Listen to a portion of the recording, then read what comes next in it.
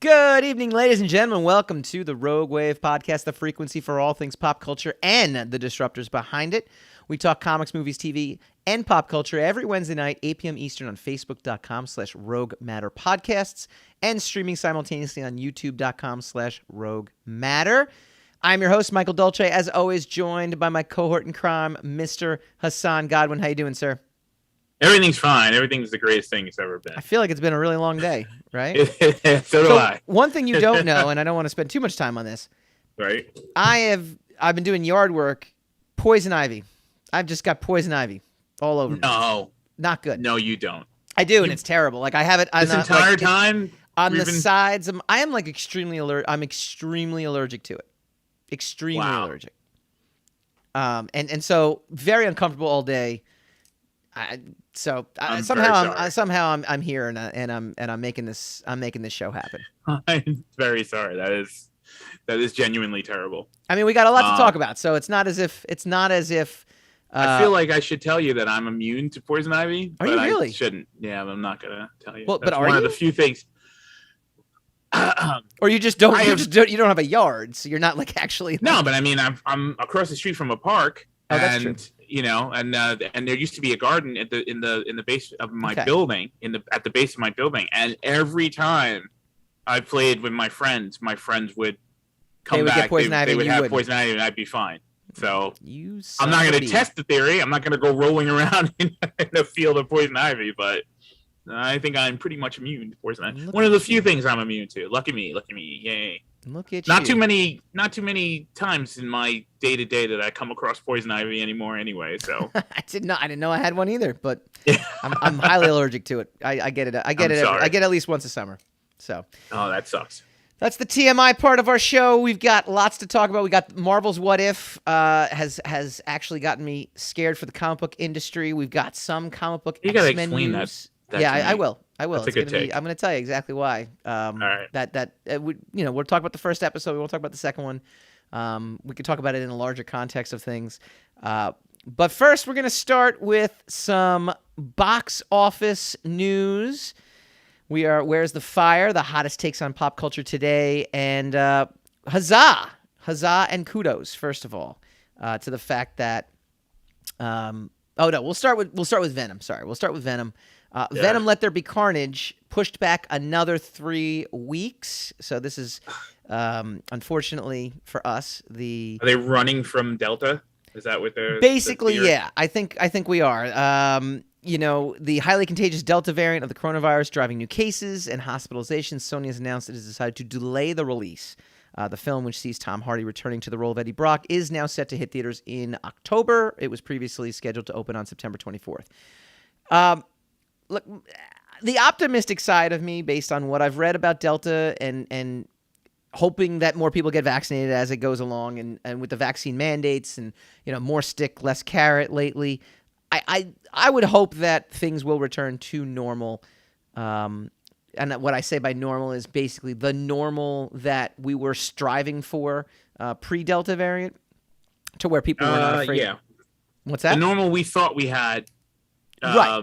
A couple of months ago. Correct. The kind of normal we were trying to get back to a couple of months ago. Yeah, exactly. Words, right. I think we can get there. And I think that hopefully, again, this is just the optimistic side of me, that this will be a blip on the radar. It's not going to be massive. We're not going to be massively moving movies back years again. I think we're past the point. I think the studios are past the point too, because now they're filming so much, more stuff too. I think they have to be, right, in order to keep. I mean, they have to be constantly making content in order to make money. So yeah, and because now, I mean, you still have a logjam of stuff that was supposed to be released, last year into this year, that to push things back, significantly. I think it's going to be one of those wait and see approaches, and hopefully, at the end of the day, we will get all the content we were supposed to get. And it won't be, like Suicide Squad technically didn't deliver expectations, even pandemic expectations, but that was because it was streaming and it was in the theaters at the same time. There was Delta variant. There's a lot of contributing factors. Hopefully by the time Venom comes out, we're beyond that at that point. Yeah, whatever. I'm excited. I know. Yeah, this is a movie I will go see in theaters, as I've said before. Some other box office news, which was pretty cool, is Free Guy opened up with a stellar $28.4 million at the box office. And the other thing that's funny Wednesday, about right? What's that? It opened up on Wednesday, right? On Yes. today, right? Oh, no, last week. Was that last week? Last Friday? It opened up Friday, yeah, and it had Friday. a very. Oh my God. I don't even know what day it is. Yeah. No, it had a very strong opening weekend based on expectations. Again, once Delta variant kind of came into play, $28.4 million is less than what Suicide Squad made. However, Free Guy is an original screenplay. Yeah. And it's an original starring Ryan Reynolds. It's not something that has have all a that baggage of expectation on it too, right? Yes. So it's a combination. So Free Guy was like, hey, look, the box office is still doing great because the expectations for it were not as high as, say, Suicide Squad, to where, it actually got considered to not be as strong an opening. So that's good news. So it is good news. Maybe Shang-Chi and a couple of other movies. What's the other? Shang-Chi's hitting in September. Mm-hmm. And that's going to be very soon, like a couple of 2 weeks. September 9th. September 2nd. I mean, there's people that are getting review copies right now. I know of a few people that have actually seen it, and they're like, well, I can't wait. And we are not on that list. A lot of people are. Yes, we are not on that list. We've never been on it. I don't understand. How are we not on that list at this point? We're not on any of the good lists. We're on all the bad lists. One of the guys who was in one of the episodes of Supergirl. Yes. Right. And why couldn't he get us on the list? That's what I want to know. Is he on the list? Is he reviewing Shang-Chi before us? Because I'll be pretty pissed. I imagine. He was a delight. Christopher Showerman was a delight to have on. So it feels like my neighbor is reviewing Shang-Chi. It feels like everybody is on this list but me. Yeah. So, I mean, I would assume anybody who is not Michael Dolce or Hassan Godwin has got a review in it. Because I've seen a lot of takes on Shang-Chi, and a lot of people are thrilled. That's no indication of anything, because a lot of people were thrilled with Suicide Squad, and it exploded, right? So, right. But I mean, it's good. Did it fizzle? Well, I mean, whatever euphemism you want to use. Sure. I mean, it was bad. Whatever it was bad, right? So, and so to hear that some people who are pretty critical, especially of the Marvel machine, right? That they think it's great. That's wonderful. I hope so. No, I really do. Look, the bottom line is we are not on the list of people that need to get advanced screeners, and we need to be. That's the whole point of the segment. I'm trying not to think about that part, though, because that part hurts. No, this whole segment. That's the whole point of the segment. Oh God! I'm going to take it to social media now too, and we're gonna complain our way. We are going to complain our way into free stuff, which is that gets you. Neither of us has a blue check mark next to our names, so I don't think we're gonna. You know what was funny when they were giving those away? I was too scared to apply for one because I didn't want to get rejected. I didn't want them to tell me I wasn't who I was. So I didn't apply, and now it's like very exclusive. Now it's exclusive blue check mark. I should have applied. It is. Yeah. You would be important without even knowing why you're important if you had a blue check mark. Yeah, that's awesome. When you can achieve that. That is having arrived. When a third party can recognize that when someone you don't even know thinks you're important just because you got a little check mark next to your name. Can't wait. And so they pay attention to what you're saying. I can't wait. That's awesome. That's gotta be awesome. Yeah. It's gotta be. All right. So that's our plan for next. That's 2022. Yes. Blue check mark here. Okay. Yes. That'll be the new normal for us. It'll be fantastic. Yes, blue check mark is the new normal. So there's some big X-Men news that are out there, but we're going to save that for Spin the Racks. But in general, a lot of big comic book news lately, and nothing more so last week than the coming out party of Robin, who Tim Drake, to be specific, right? So this was out in DC, and at first it was a question of like, well, Tim Drake's coming out, right? And so my initial reaction to it was that they're retconning him again, like almost as if it's an Iceman level move to where, well, wait a minute, that character was never gay, and yet they're making him like full-fledged gay. But as it turns out, it's not that. It's that he is simply bisexual or simply questioning his sexuality, and the full story kind of broke. But obviously, the media ran with it in the way the media always does, right? Like, Robin is finally gay, and we knew it all along.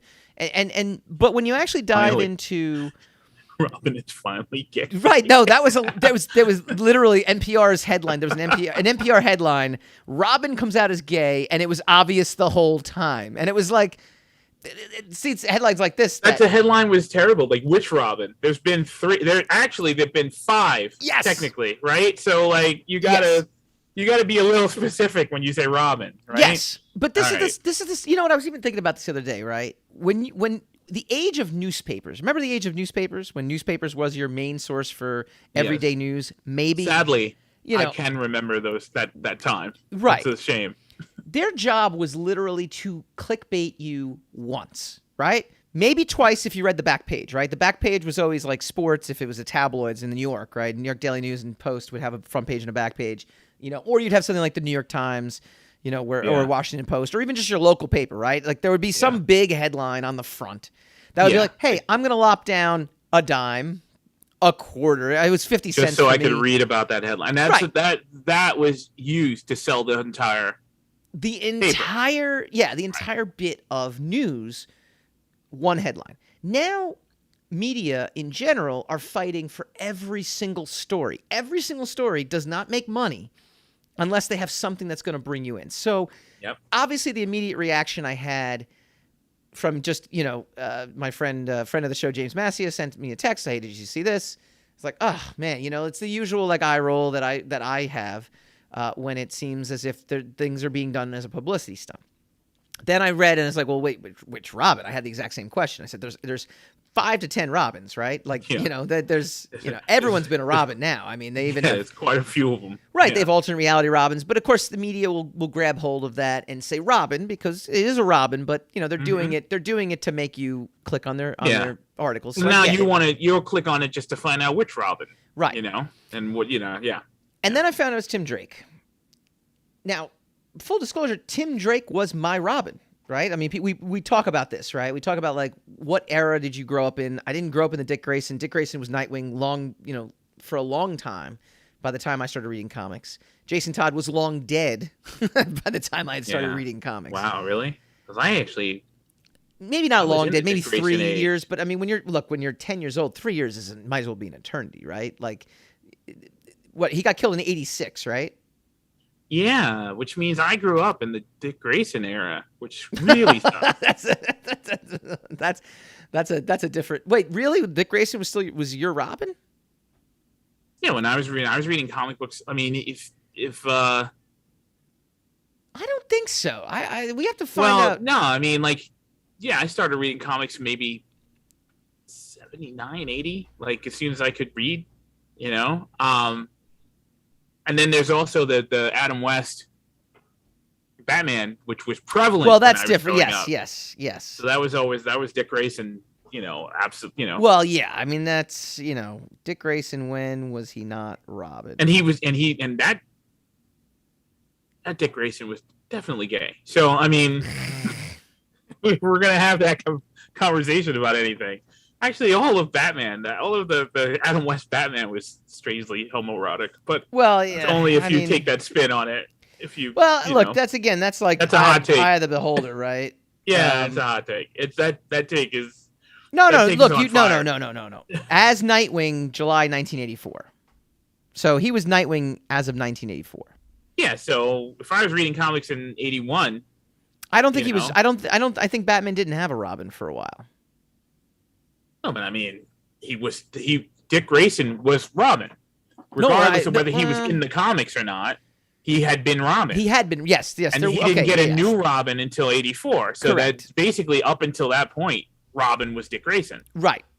So who we knew as Robin was that. So anyway, Tim Drake was my Robin. And when I read an article about this from the writer on it, she said, just to be clear, he had dated Spoiler, who was one of the characters in the who also became a Robin, by the way, and then was killed and then was brought back. It was really kind of crazy. To be clear, his feelings for Stephanie have been and are 100% real, as are his feelings for Bernard. Bernard is the new quote-unquote love interest. However, Tim is still figuring himself out. I don't think he has the language for it all yet.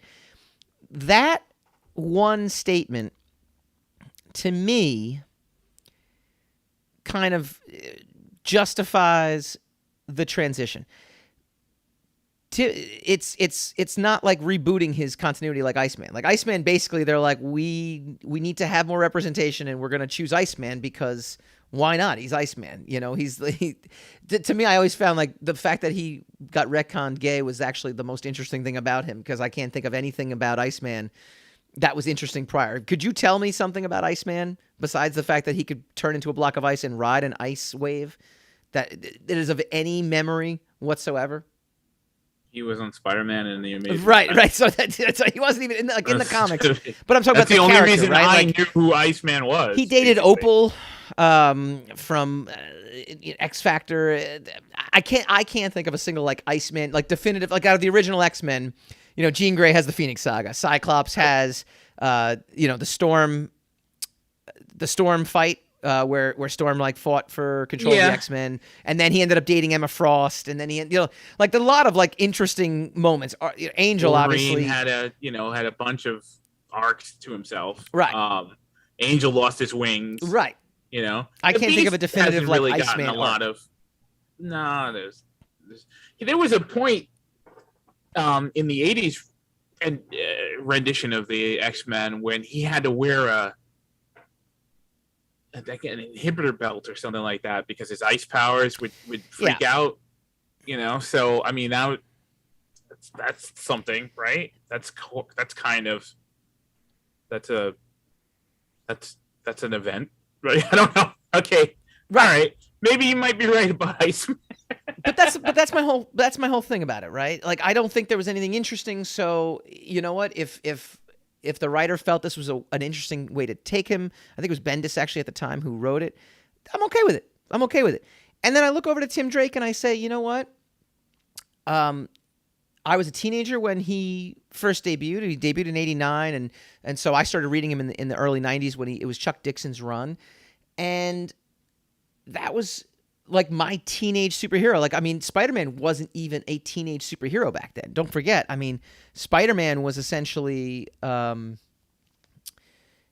at that point. I mean, he was in his mid-20s. He was a man. He was called Spider-Man, Right. And he was a man. He was in his,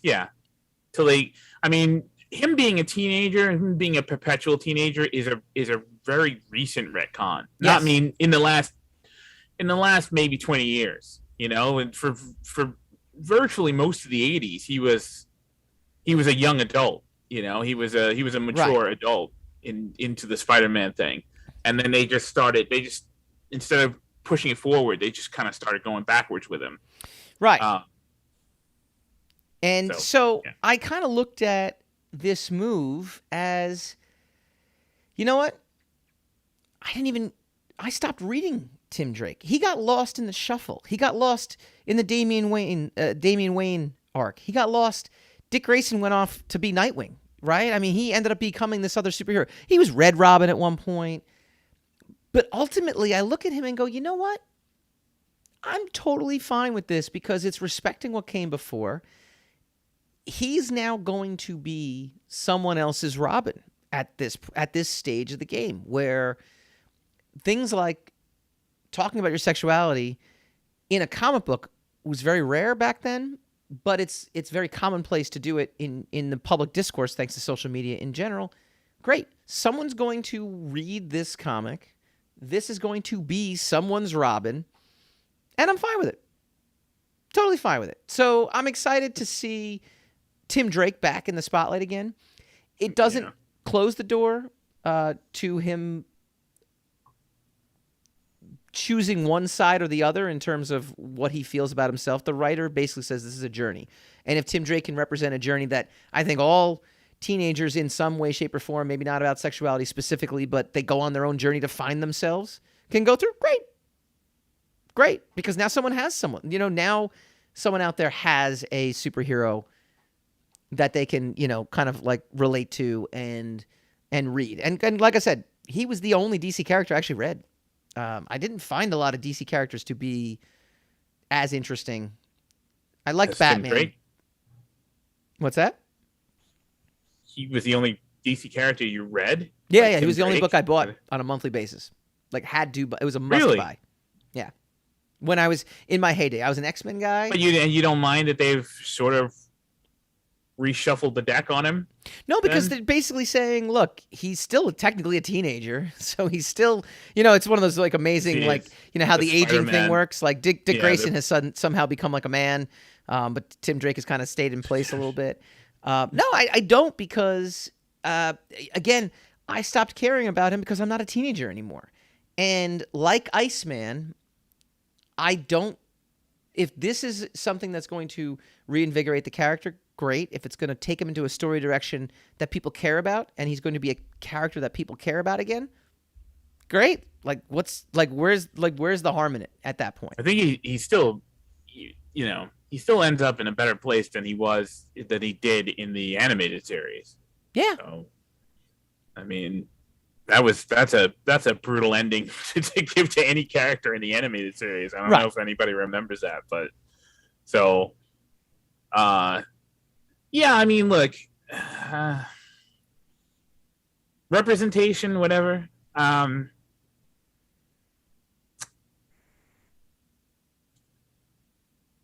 but I'm not even talking about it as representation. No, I know. I'm not really gonna soapbox on it at all. I get that. I kind of understand if you grew up with a character in particular and they alter the character. I understand not liking that, not being cool with that or whatever. But I don't know.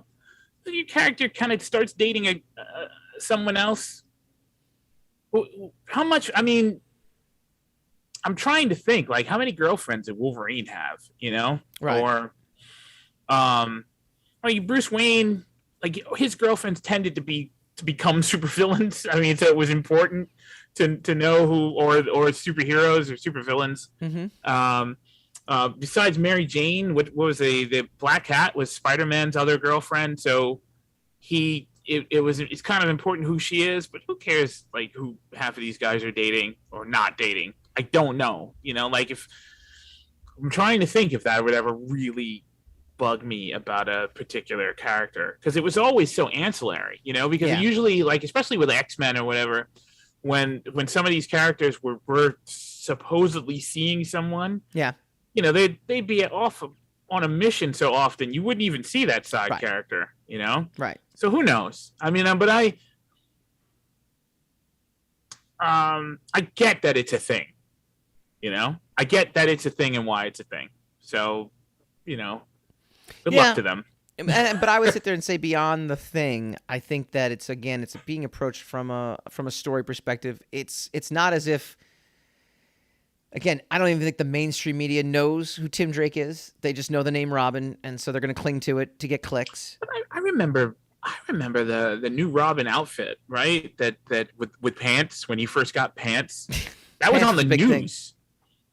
That was, I don't know if you might be too, and I don't mean to disparage you. You might be too young to remember that the outfit with the outfit that he had on in the animated series, and also in the Batman and Robin, I think, or Batman Forever, whatever, when Chris O'Donnell had become Robin, and he had a full body suit, he had the red tunic, and then he had the green pants, and the longer yellow cape that was black with yellow on the inside on the inner lining. That costume had debuted maybe a year or two before that on DC, and that was on the news. That was on the Channel 7 nightly news. Yeah. He's got and pants. I think it was Tim Drake about that, because it was also a Kevlar suit. It was bulletproof. Okay. And so they were, people were like, so this Jason Todd thing's not going to happen again, because Batman finally gave his Robin some clothes that's going to protect him from. So, it's fairly, Tim Drake's fairly gotten a decent amount of acknowledgement, I guess. Tim Drake was the Robin, right, in the animated series. It was second Robin. They skipped the Jason Todd completely in the animated series. They went from Dick Grayson to Tim Drake. So I guess people know him. I do agree with you. In recent times, he's kind of fallen back into the scenery. Yeah, he's fallen by the wayside a little bit. But I don't really know what he's doing for the most part. I remember the Jim Lee Batman, where he's that controversial rendition, and Tim Drake was in that, I do believe. Yeah, that's what I'm saying. He hasn't been on the map in a long time. So if this is a way to get him back in there, and he'll be someone else's Robin, I think I'm okay why not? with it. I think I'm okay with that. What do you guys think? Comment in the comment box on Facebook.com/Rogue Matter Podcasts or YouTube.com/Rogue Matter. Leave us your comment. We will comment all week long, and we will give you our opinions for sure. All right, when we come back, What If was a huge success, and it scares the crap out of me for the future of comics. I will tell you what I mean when we come back.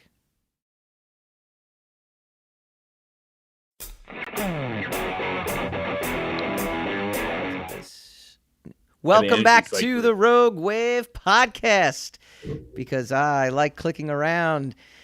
We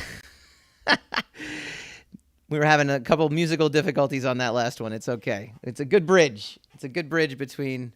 If you say so. If you say that bridge is good, then that's a good bridge. That's a solid bridge. We'll do a better bridge. We'll do a better bridge between segments coming up next. What If debuted? What If debuted last week? Last week. Episode 2 hit today. And I'm gonna make fun of you. Ready?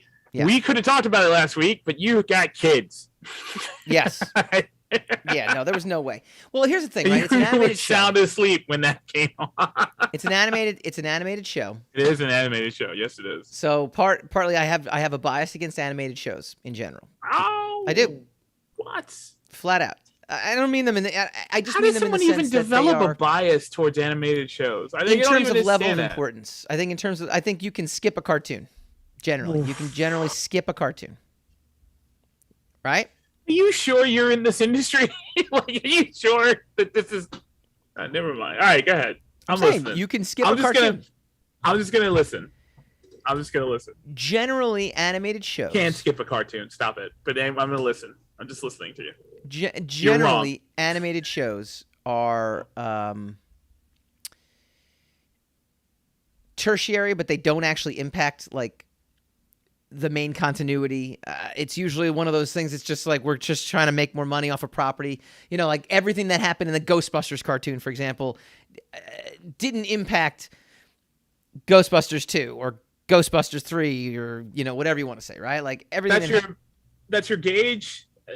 Okay. Well, yeah, because the Star Wars Extended Universe is another great example of it, right? I mean, in terms of all No, it's not. It is not. All the stuff that happened didn't matter once they put something up on screen. Right? Like screen was the gauged content. Or the gauged canon, right? This you're incorrect about. This is your Yes, no, yes, I'm talking about previous. I'm talking about this is where my bias comes from. Well, how previous are we talking about? Like how far back are you going? I mean, going back 20 years ago. I mean, 10 years ago even, right? I mean, even 10 years ago, right? Lucasfilm starts Lucas sold the Star Wars properties in like 2013, right? Or 2012, something like that. So I mean, you can go back as far as 10 years ago. What happened on the animated small screen did not impact in any way, shape, or form. You are alarmingly misinformed about that. What else? Give me an example. Well, the Clone Wars was a direct tie-in. Okay. And Genndy Tartakov's Clone Wars was directly tied into to Revenge of the Sith. So that's incorrect. So there are two Clone Wars cartoons, and they were both tied in. I feel like I didn't need to see those in order to understand episode 3. That doesn't mean they weren't tied in, though.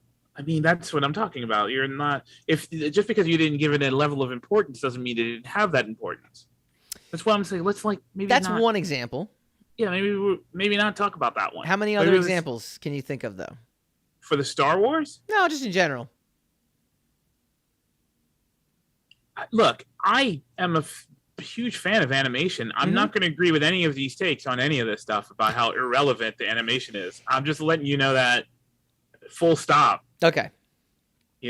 That's your take on it. That is not a take. Okay. You know, that is your take. All right. That is not the take. I was explaining my bias toward animation in terms of I level get you, of so you importance. could set it up to make another to make another zinging point. I get it, but However, you're asking me to comply with your take, and I can't. You know? now what we have is a full-fledged transmedia universe, right? We have a full-fledged. You're absolutely right. Clone Wars is a great example of Clone Wars and Rebels and Resistance, and now the Bad Batch. I mean, well, no, now we have but now I think post 20. I would say yes. You might be correct that the Ewoks cartoon and the Droids cartoon from the 80s, right, were not directly tied into. Well, they rewrote canon anyway. Star Wars rewrote canon completely because they basically said this counts and this doesn't count. So as soon as they sold over, they picked and choose what was canon and what wasn't, right? But a lot of the ancillary stuff for Star Wars, especially like the Ewok Adventures, the Caravan of Courage, and the Battle for Endor, they're not technically canon. No, they're not. So coming from that era, right? Sure, but I mean, that's where my bias for animation comes from. But you're saying in the last 10 years, the Clone Wars. Yeah, I know the Clone Wars were mid 2000s, but even back then though.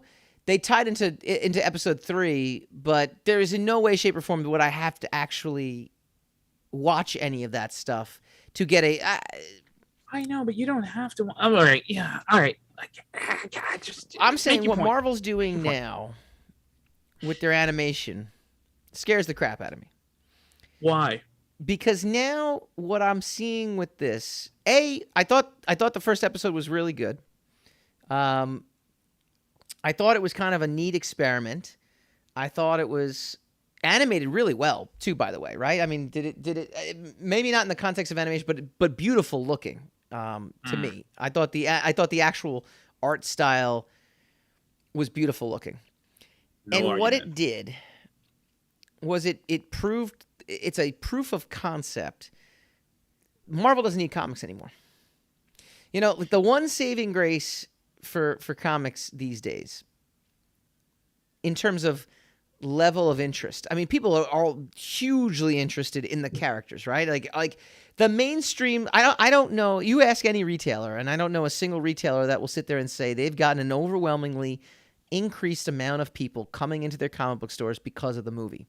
He goes, I've asked my retailer, I've asked a couple of them, right, in my area, and they all kind of come with the same answer. Like when Guardians of the Galaxy came out, people were interested. We might have gotten one or two extra kids looking for Guardians of the Galaxy comics. We might have gotten a few people when Walking Dead first came out, and we could steer them to a graphic novel or two. They'd buy it, and then we never see them again, right? They didn't become fans. Lifelong fans. Right. Yeah. Not in the same way that we were when we were kids in terms of like you see a Batman comic, you buy it and you go, wow, I want more. And then you kind of like, you drink the poison, right? You drink the Kool-Aid. Sorry, not the poison. You drink the Kool-Aid. Yeah. The non-poison drink poison kids. Poison's your wallet, but other than that. Avoid poison children. Yeah. So you got to this point now where Disney Plus, and we actually said this at a previous episode too, Disney Plus is doing everything that the comic book universe used to do really effectively. Right? Everything in comics right now is so interchangeable, I feel like, and we'll talk about this when we do Spin the Racks next, to where no storylines have any ramifications in the future because at some point they're just going to come in and wipe it out. They did that with all the previous X-Men runs up to Hickman's line where they essentially said, all that stuff you read. I stopped reading X-Men when they gave Angel his fluffy wings back. Right. You've said that. I was done. You've been on record as saying that. Yeah, I was done. And it just means that everybody's. I mean, we're going to talk about that. We're going to talk about people coming and going and leaving, and and how that's all going to change. So many things. So there's no set, continuity that is safe in the comic books, in current comic books. Yes, I agree with you. But you sit there and say, well, maybe comic books will have the same kind of mass cultural impact because again. Characters do. I'm not obviously these movies are huge. Disney Plus these shows are huge. These characters are huge. But they have now become the definitive place for these characters to exist. And What If is the final, push off the boulder to me to where, well, shoot, they can have most of the cast of these films and TV shows doing the voices. I thought the Chris Evans sound-alike guy was pretty close to where it sounded like Chris Evans. It wasn't. It was Josh Keaton. Yeah.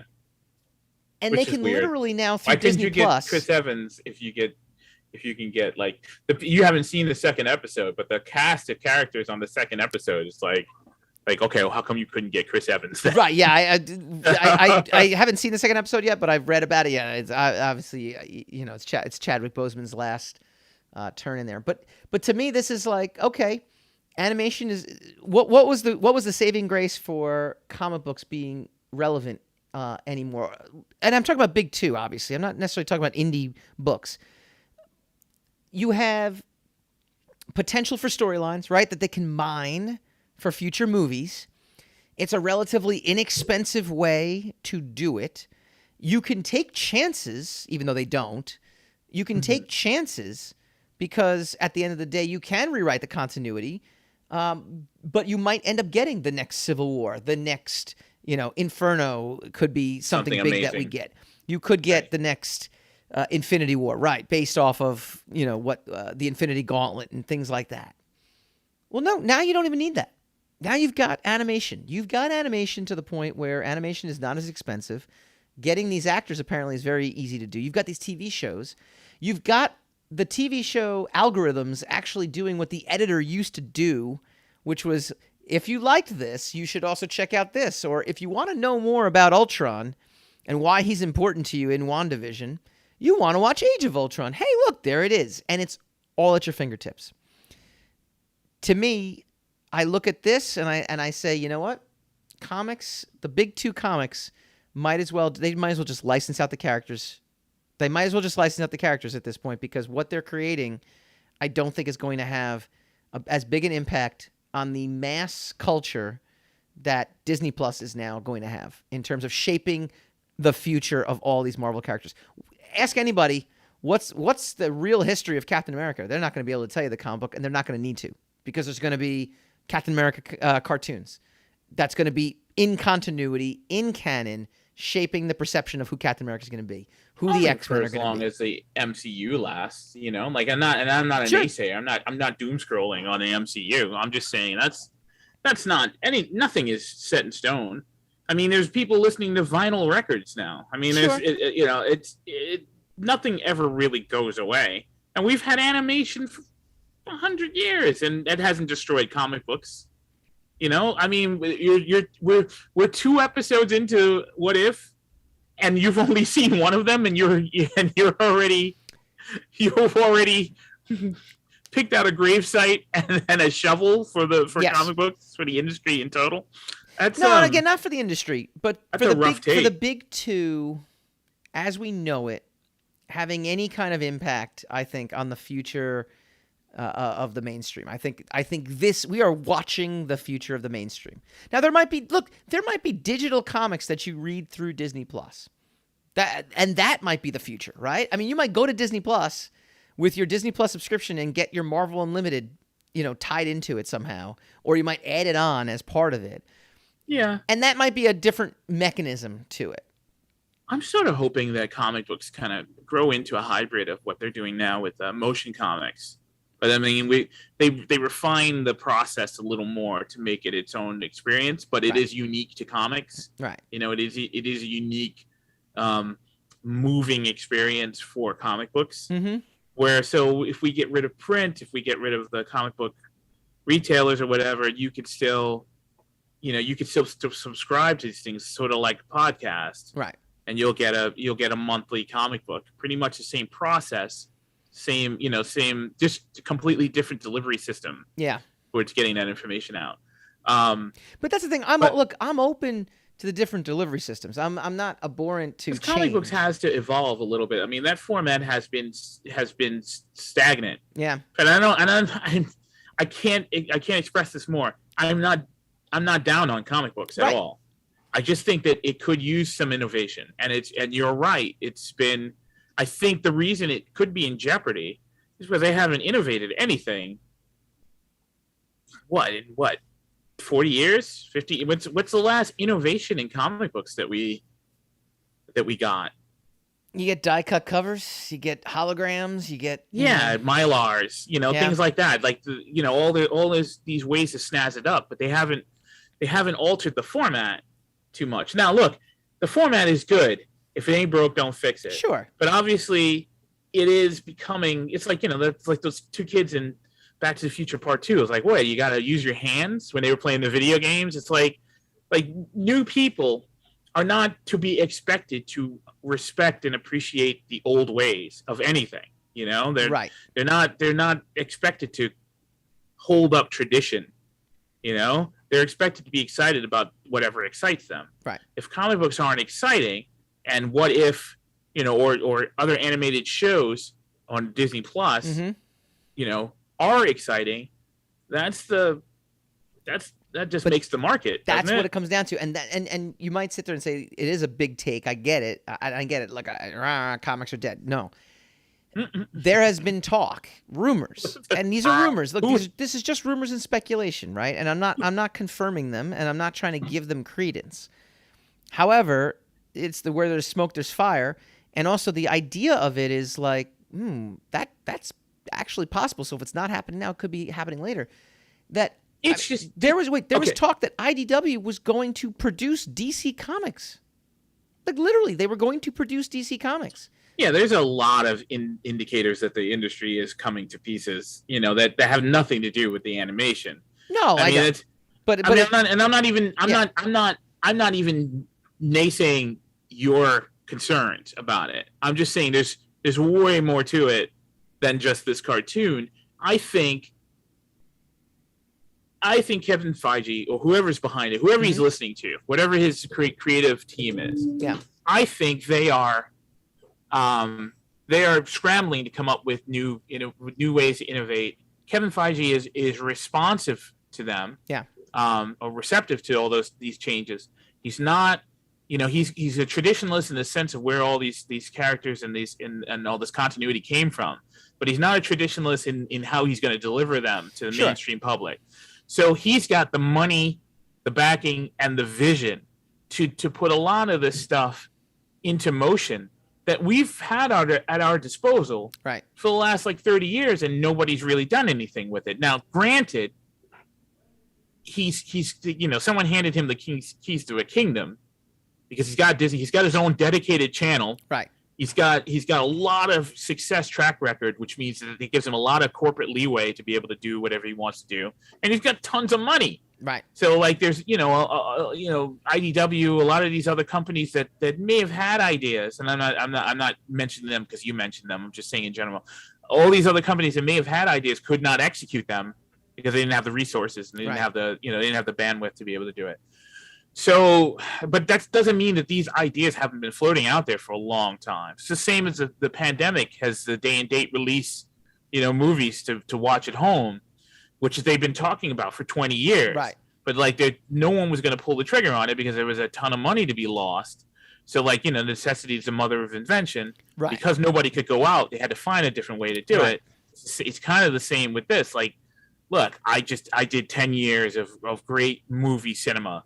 I've proven that comic books can work as cinema. Mm-hmm. I'm coming up on my reboot, basically, on whether or not I'm going to be able to make the Infinity Saga again. Maybe I'm going to be able to do part 2. So instead of just going, I'm just going to make some more great movies, he's like, no, I'm going to diversify all this. I'm going to make it, and I'm going to make it all must-see watching if you want to be able to know where you are in these. Yep. It's brilliant. Oh, yeah. But it's not like this is new. No. He's the first person to come along. He's a pharaoh. Yep. He's the first person to come along with the money, the clout, the vision, and the resources to be able to do it. So maybe if comic books dies, that's just because. And again, I mean, I don't mean it as the medium because again, I think Kickstarter is the notion of comic you mean the books, industry, like the industry itself, as an industry, and is thriving. I mean, I think thanks to Kickstarter and thanks to the actual medium of comic books. No, I'm talking about the continuity of the big two Well, maybe not right now. Maybe just the big one, and maybe DC will eventually figure it out. I guess my point would be to you: what do you think is driving the stories for DC? It's not the movies to me. It's the comics, right? Like things that are happening in the comics. Yeah, it's got to be. It's got to be this. Yeah. But I think what's driving the characters in Marvel is now the movies and the TV shows, and I think it's completely. So who do you think is in better shape? You know, do you think Marvel's in better shape than DC? If DC is still the master of their own ship, you know, in continuity, then they might be in better shape than Marvel, even though Marvel is the more successful of the two at the moment. Right. Like I think DC needs DC to keep making comics in order to come up with something. But see, we're all rooting for the DCEU to become something. I know. And if that happens, that theoretically will kill the comic books. I know. So, yeah. That's a complicated conversation, I guess.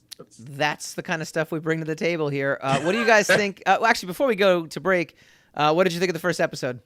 Or you can go the first two if you want. I don't, again, I haven't seen the second one, but that's okay. I think they're brilliantly done pieces of animation, and I've always liked What If. I've never read What If steadily, like week after week, because Marvel was, at the time when we were growing up, Marvel was so vast that no one read everything in the Marvel universe. No, you actually had to pay for everything too. It was terrible.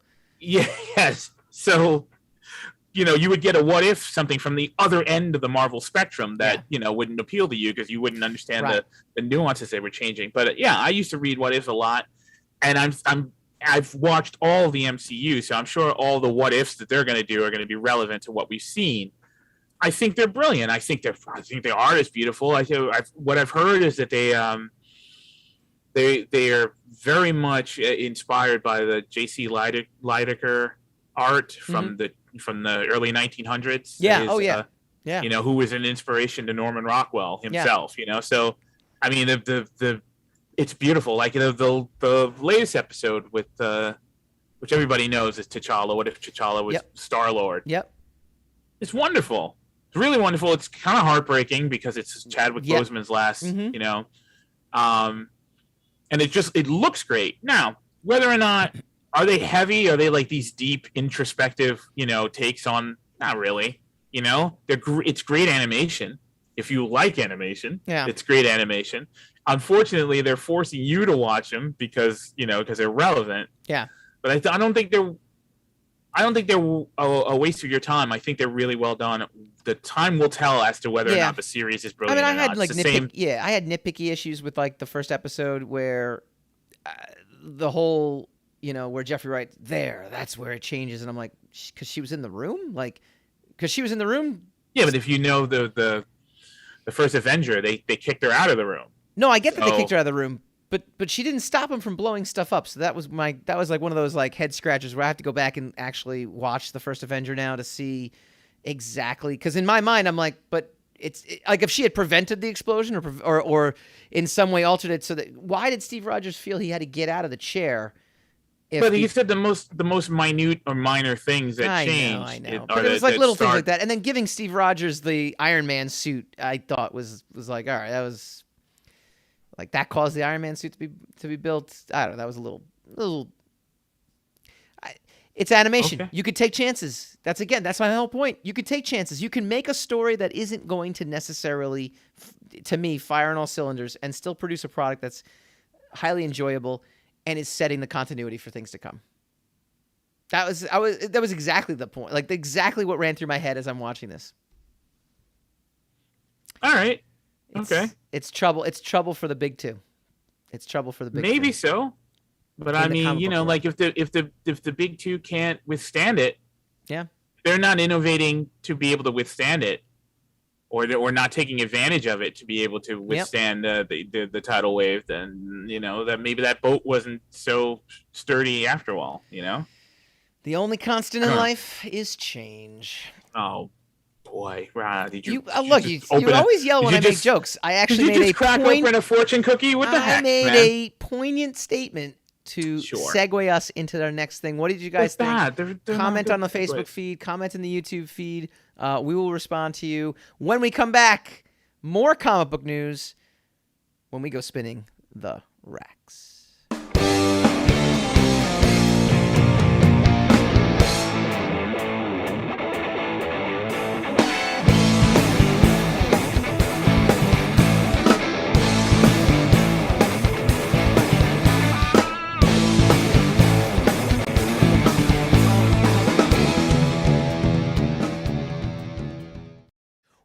Welcome back to the Rogue Wave podcast. We do this when there's some comic book news that's out there in the mainstream that we want to talk about. That'll give you the inside info on what is to come on the big and small screen. We call this Spinning the Racks. Spin the rack, spin that rack. All right, Inferno will be Jonathan Hickman's final run for now on the X-Men. You see what we're talking about innovation, though? Why are they're rebooting Inferno? Inferno was a comic book event when I was a kid. Yeah.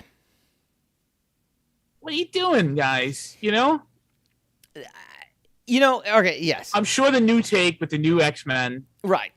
I'm sure it's going to be a tour de force. I'm not doom scrolling it, but why? Well, when you're doing a reboot of not comic books themselves, but of the events that took place in comic books, it's like Star Trek doing Wrath of Khan again with J.J. Abrams. Like, why? There's nothing you needed to do to improve on what had come before. You may be right that we are in some serious trouble. Well, I'll sit there and tell you, rebranding things that have come before and delivering them in a different way is kind of cool. I don't have as much an objection to it anymore as I used to, just because, I mean, look, like you said, Inferno was when you were a kid. That was 40 years ago when Inferno came out. I mean, but in the same sense ago. In the same sense of what you were talking, not 40 years ago, dude. Stop it. But I mean, in the same sense of what you were talking about, if you're not being new, if you're not being innovative, then you're going to be bowled over by people who are doing it in a bigger, better, brighter way. Yeah.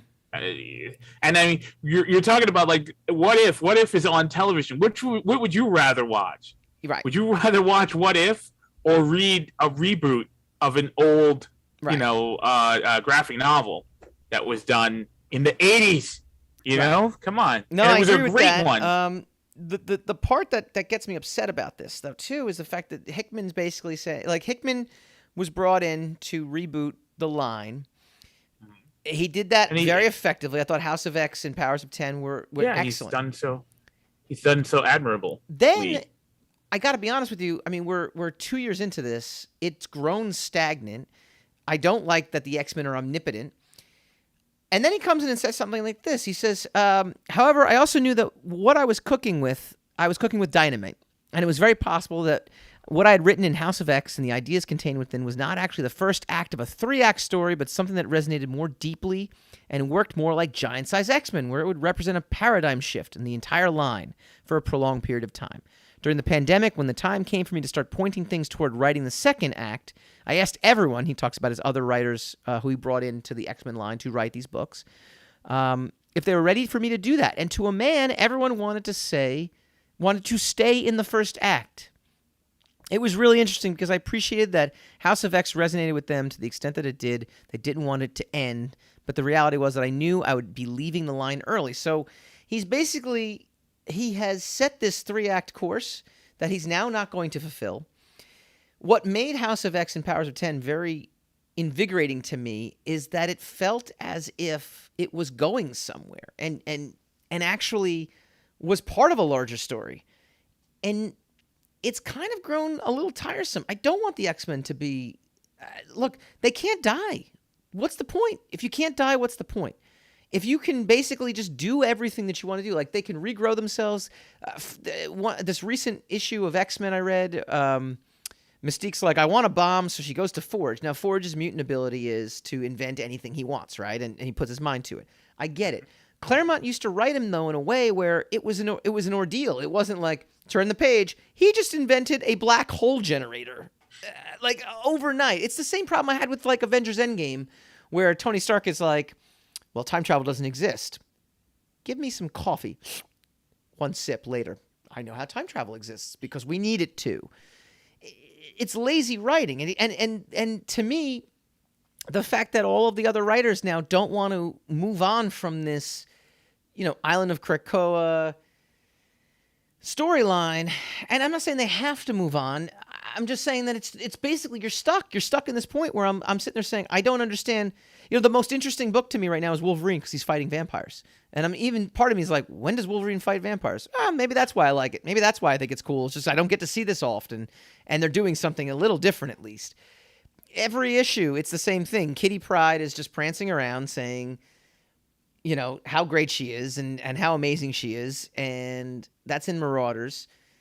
Excalibur gave us this otherworldly stuff, and that kind of worked into the Sword of X, or X of Swords crossover, which was, look, I actually appreciated it. I liked the tournament idea of it because they actually removed the death part of it when you read it. Like, you could die over there, and they might not be able to resurrect you. So they were, you know, there was a little bit of trepidation there.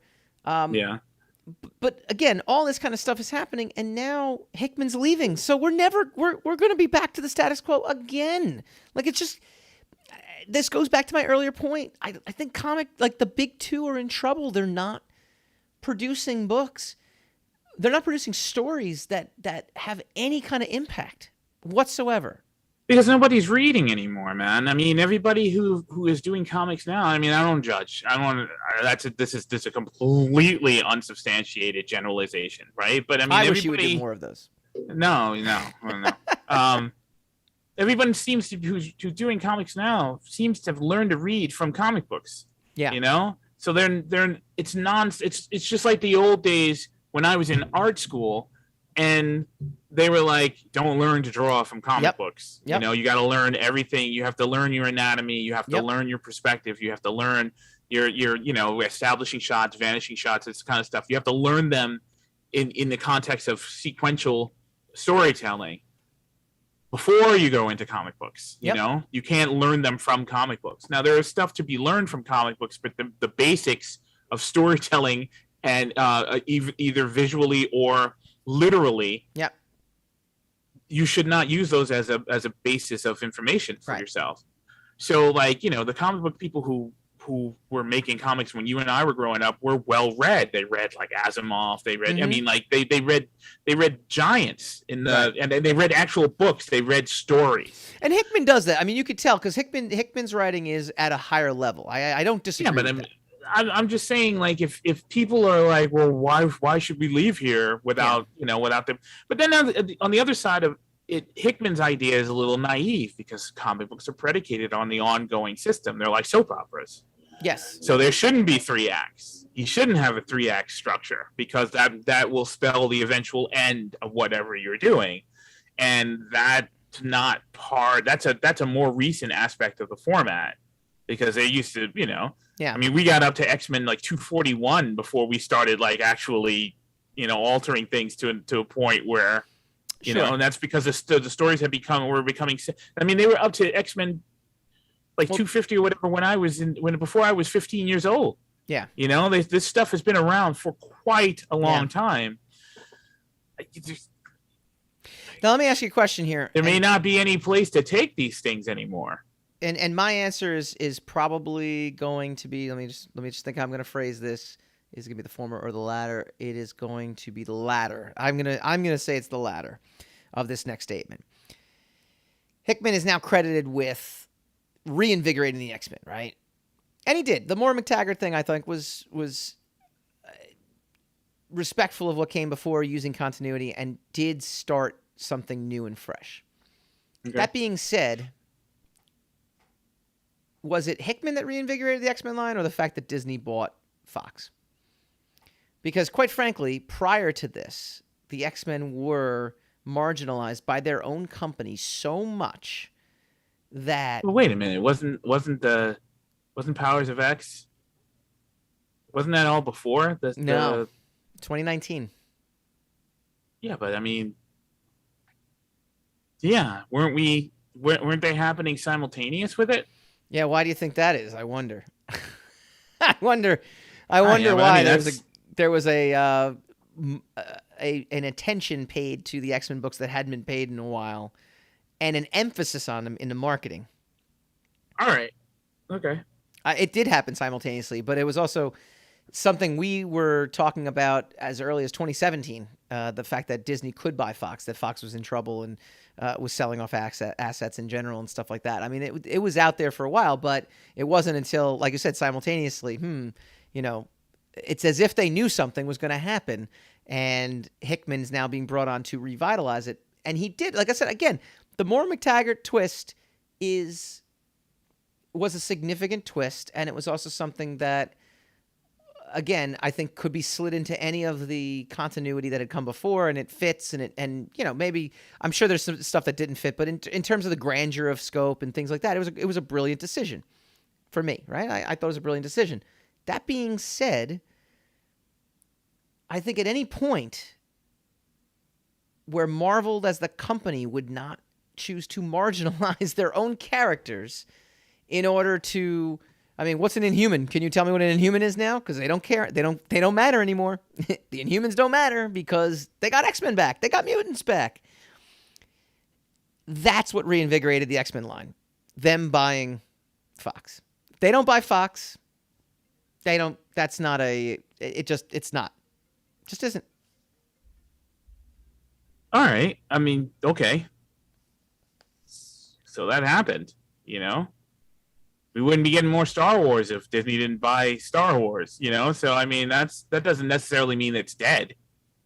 It's just... I mean, I don't get your... All right. No, my question is, do you think Hickman really revitalized X-Men, or do you think it's Disney that actually did? And I would say it's Disney. I mean, you gotta give the credit to the person who did it, right? You can't say that, because we don't know that. I mean, that's a choice that you make, but you got to know you're making that choice. But here's the other thing too, right? I thought Cullen Bunn had a run on X-Men in 2017, which I thought was great, and it brought back Inferno Storm. So it was actually like a multi-dimensional, like time traveling kind of thing, and they actually brought back. So they actually paid homage. I thought his run fit nicely into the continuity of what had come before, and and felt like my X-Men comics again.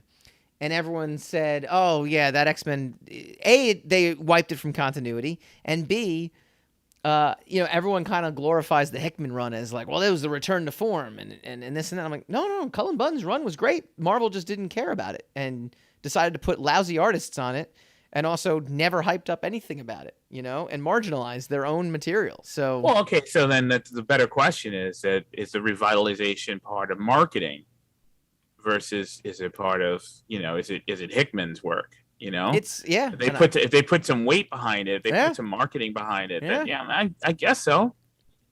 And I think they only did that because they own the it's arguable that the previous work didn't resonate, even though you loved it. You know, I don't know. That's a hot take. I have no idea. What do you guys think? Did actually? I mean, does it all come down to Hickman, or is it actually? And again, I don't want to take credit away from him. I love his story, but I thought Cullen Bunn's story 2 years prior was just as good and could have been a reboot of the X-Men just as easily as his reboot. It wasn't. Happened. I mean, what we know for certain is that it wasn't. Yeah. I don't know. All right. Well, next week we'll be doing this again. I'm sure there'll be some news that come up. In a couple weeks, we'll be doing Shang-Chi. We've got some big Rogue Matter stuff happening behind the scenes, so that's going to be pretty exciting. We will see you guys next